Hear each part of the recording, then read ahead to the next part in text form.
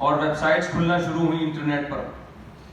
اب جو علماء کا طبقہ تھا وہ انگلش سے بالکل نا آشنا، انگلش کا ایک حرف نہیں پڑھ رہا ہو، وہ کہہ رہے یہ گوروں کی زبان ہے، ہم کیوں پڑھیں بھائی، ہم تو قرآن و سنت پڑھیں گے. اس کا انجام جو مسٹر تھے انہوں نے اسلام نہیں پڑھا تو اس کا بھی انجام ہمارے سامنے، اور اصلی تعلیم حاصل نہیں کر رہے اس کا کیا انجام ہوا. جب یہ انٹرنیٹ نیا نیا کھلا نا تو وہ ایک مولانا صاحب ہمارے استاذ کے پاس آئے اور کہنے لگے ہم نے انٹرنیٹ پر اپنی ویب سائٹ کھول لی ہے، آپ لوگ بھی کھول لیں. ویب سائٹ کو کیا کہہ رہے تھے وہ؟ ہمارے استاذ نے کہا اللہ کا بڑا فضل ہے، اللہ نے ہماری ویب سائٹ چھپائی ہوئی ہے. آپ کیوں ہماری ویب سائٹ کھلوا رہے ہو اور اپنی بھی کیوں کھولی ہے آپ نے؟ بتاؤ ویب سائٹ کھولنے کی چیز ہے یا چھپانے کی چیز ہے؟ وہ ویب سائٹ کو بیچارے کیا کہہ رہے تھے؟ Website. تو کتنے فاصلے بڑھتے چلے گئے.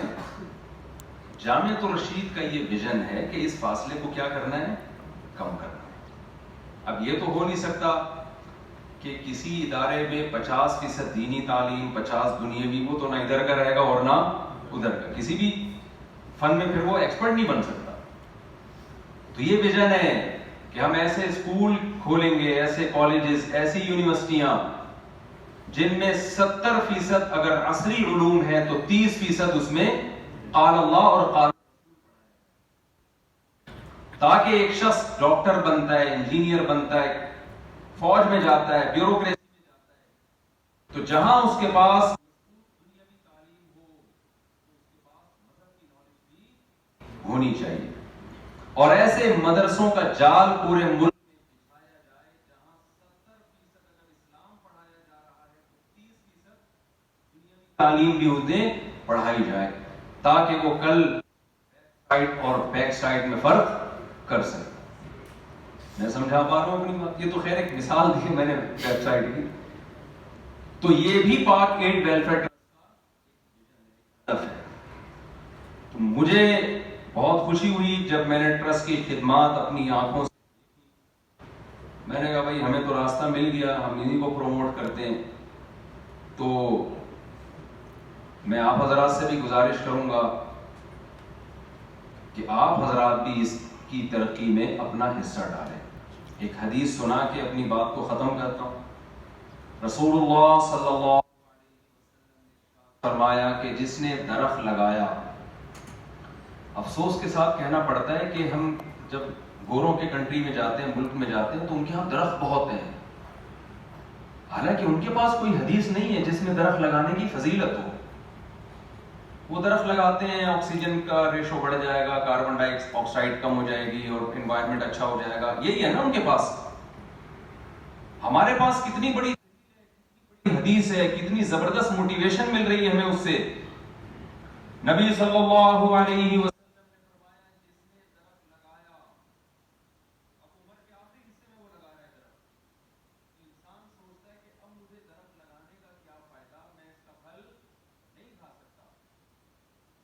حدیث کا مفہوم کسی بھی عمر میں ہو درخت لگاؤ، اس لیے کہ اگر مر گئے تو انسان اس درخت سے فائدہ اٹھائے، اس کا ثواب دور کی بات، پرندے اور جانور بھی اس درخت سے فائدہ اٹھائیں گے. ہر لقمے پہ آپ کو قبر میں اس کا ثواب ملے گا اور آپ کے اعمال کے ترازو نیکیوں سے بھرتا رہے گا.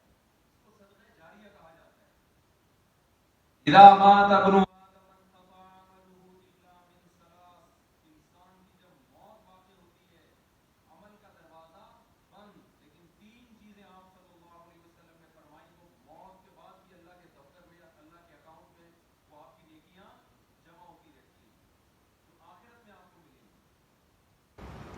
علم ينتفع به. 3 چیزیں کون سی ہیں؟ جو علم آپ دنیا میں چھوڑ کے جا رہے ہیں، جس سے لوگ فائدہ اٹھا رہے ہیں.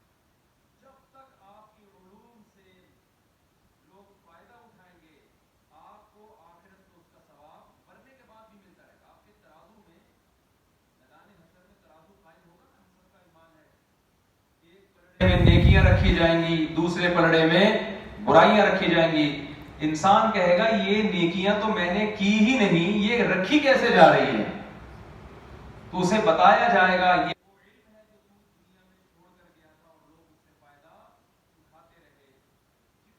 نیکیاں ہوئی ہیں, جتنے اچھے کام تیرے کہنے سے ہوئے, اللہ نے سارے تیرے. دوسرا آپ نے فرمایا صدقہ جاریہ, ایسا کام آپ کر کے جائیں کہ آپ کے بعد بھی وہ سلسلہ چلتا ہے. درخت لگا دیا, کنواں کھدوا دیا, کسی غریب کے لیے گھر بنا دیا, مدرسہ بنا دیا, اسکول بنا دیا, کوئی بھی ایسا خیر کا کام. اب مجھے بڑی خوشی ہوئی جب یہ جیسے مولانا یار شاہ صاحب نے بتایا نا کہ 5 لاکھ خواتین ہیں جو بیچاری پریگننسی میں ہیں اور پانی کے اندر گھری ہوئی ہیں, وہ کیسے وہ ان کے یہاں یہ کیسے بچے کی ولادت ہوگی. تو ٹرسٹ نے باقاعدہ سروے کر کے موبائل کلینک کا انتظام کیا ہے کہ پانی کے اندر ایسی کلینک ہو جس میں میٹرنٹی کلینک ہو, لیڈی ڈاکٹر کا انتظام کیا جائے, جس خاتون کی ولادت کا وقت ہو اس کو سہولیات دی جائیں, یہاں تک کہ اس کلینک کے اندر آپریشن تھیٹر بھی ہو. اگر کسی خاتون کو کوئی ایمرجنسی ہوتی ہے اور فوراً آپریشن کرنا پڑتا ہے اس کی جان بچانے کے لیے, تو آپریشن تھیٹر بھی ہوتی ہے. تو آپ بتائیں نبی صلی اللہ علیہ وسلم قرآن کیا کہتا ہے کہ جس نے ایک انسان کی جان بچائی ایسے ہے جیسے تمام انسانیت کی جان. بہت بڑا صدقہ جاریہ ہے یہ. تو صدقہ جاریہ میں کوئی بھی کام آپ کر کے جاتے ہیں جو آپ کے مرنے کے بعد بھی اس کا اثر رہے, آپ صلی اللہ علیہ وسلم نے فرمایا اس کا بھی آپ کو فائدہ ہوگا. اور تیسری چیز نبی صلی اللہ علیہ وسلم نے فرمائی, جو مرنے کے بعد بھی آپ کا دفتر